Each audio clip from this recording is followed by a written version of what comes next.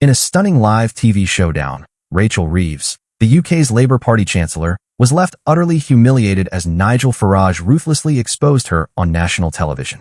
The heated debate, which was supposed to be a standard political exchange, quickly turned into a political takedown as Farage dug deep into Reeves's past and her party's economic record.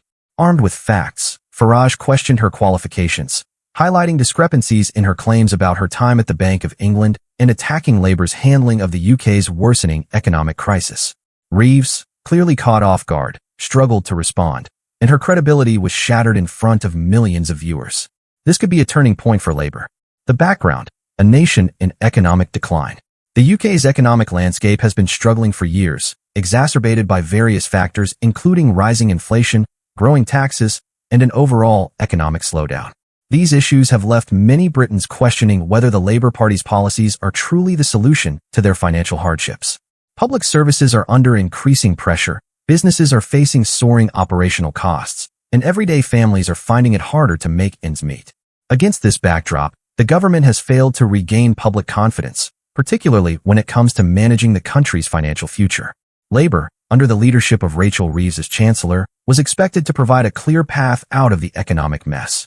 Reeves, a trained economist, was seen as the party's economic expert, a person with the expertise to solve complex financial issues and to revive the nation's economy.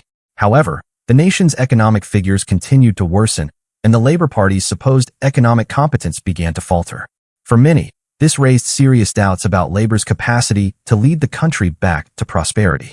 As the national situation worsened, Farage, a seasoned political figure known for his sharp critiques, saw an opportunity to seize on Labour's fragility. He was ready to challenge Rachel Reeves directly, pulling apart her party's economic claims and exposing weaknesses in their record.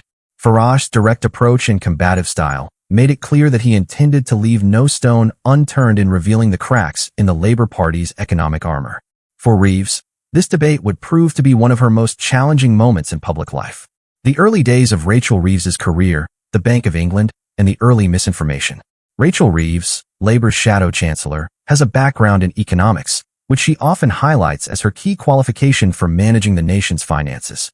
For years, she has touted her time at the Bank of England, where she claimed to have worked as an economist for over 10 years. This experience was a cornerstone of her public persona and a key talking point in establishing her credibility in debates about economic policies. Reeves has long presented herself as a seasoned economic expert, someone with the hands-on experience to navigate complex financial systems. Her association with the Bank of England was intended to position her as a credible, well-versed professional in the financial sector, a person who had worked at the heart of the UK's monetary policy and had the expertise to make sound decisions for the economy. However, this claim came under intense scrutiny when Farage decided to challenge Reeves on her background. Farage, with his characteristic precision, immediately pounced on the discrepancy between her claims and the reality of her work experience. He pointed out that while Reeves had repeatedly stated she worked at the Bank of England for a decade, her actual tenure was much shorter, just over 5 years, and did not involve the role of economist that she had repeatedly suggested.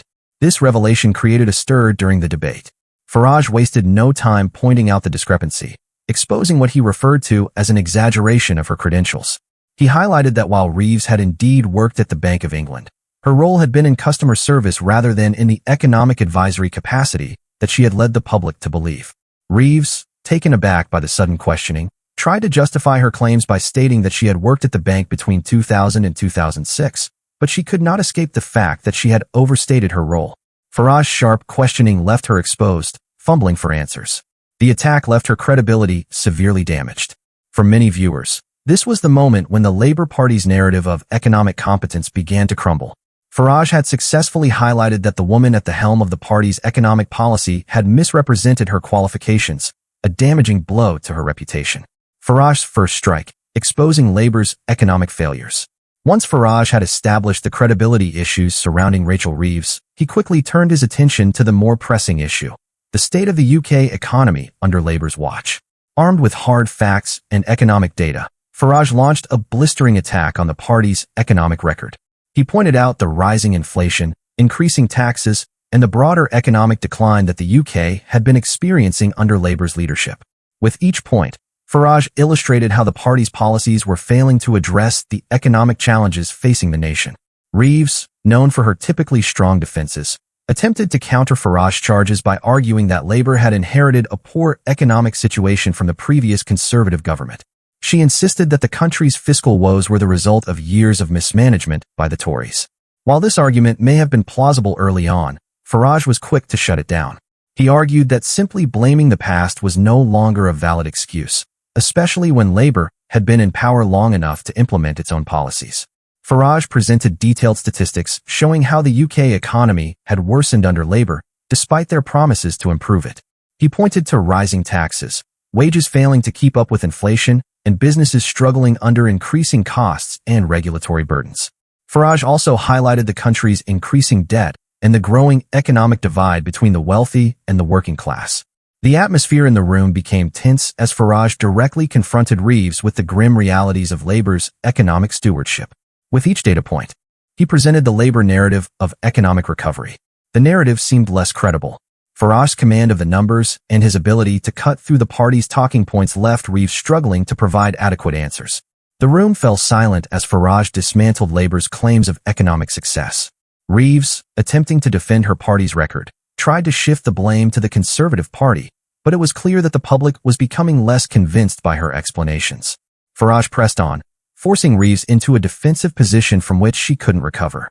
The killer blow, Labour's broken promises. Having exposed Labour's economic failures and the discrepancies in Reeves's background, Farage moved to land the killer blow. He reminded the audience of the many promises Labour had made to the public, particularly regarding tax policy and business regulation. For years, Labour had positioned itself as the defender of the working class, pledging that there would be no new taxes on working families. However, under Labour's leadership, taxes had risen across the board. Farage highlighted the discrepancy between the promises Labour had made to the public and the reality of their actions once they were in power.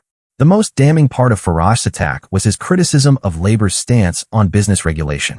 In previous years, Labour had claimed to be a party that supported businesses and entrepreneurs. Yet, under their leadership, businesses were now facing more regulations and higher costs.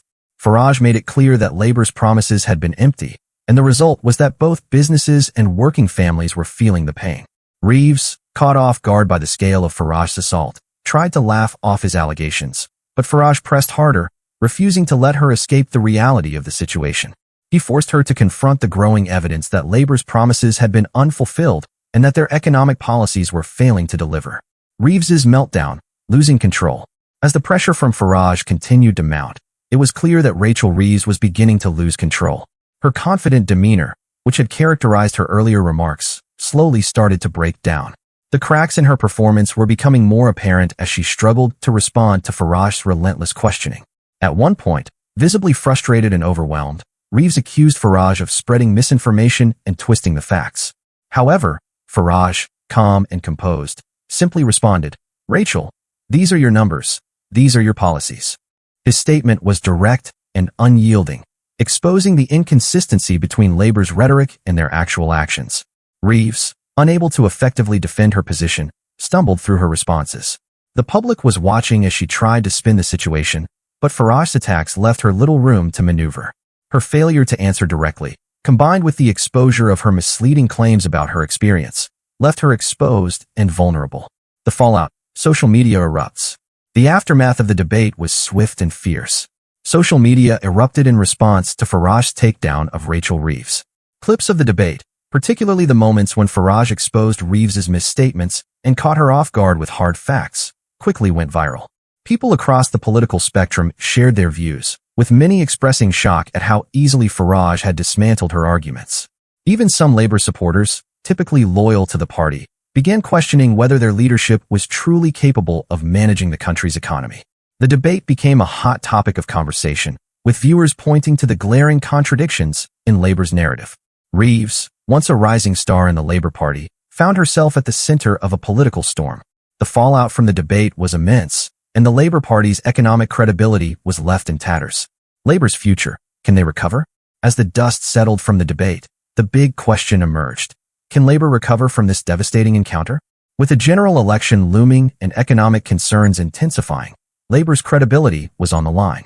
The public's growing disillusionment with the party's handling of the economy threatened to cost them at the polls. In the wake of the debate, Labour had to reassess its strategy. The damage to their reputation had been done, and it would take more than just a few strong speeches to repair the party's image. With economic issues dominating the national discourse, the party's ability to present a credible, coherent alternative to the conservative government would be critical. A turning point for British politics. The debate between Nigel Farage and Rachel Reeves marked a turning point in British politics. Farage's unrelenting questioning and ability to expose the flaws in Labour's narrative made it clear that Labour was vulnerable, both on economic issues and leadership credibility. Whether or not the party can recover from this blow remains to be seen. However, it's clear that the political landscape in the UK is shifting, and the fallout from this encounter will be felt for a long time to come. The question now is whether Labour can regain the public's trust before it's too late, or whether Farage's takedown will mark the beginning of a new era in British politics. The future remains uncertain, but one thing is clear. This debate has changed the course of the conversation about the UK's economic future.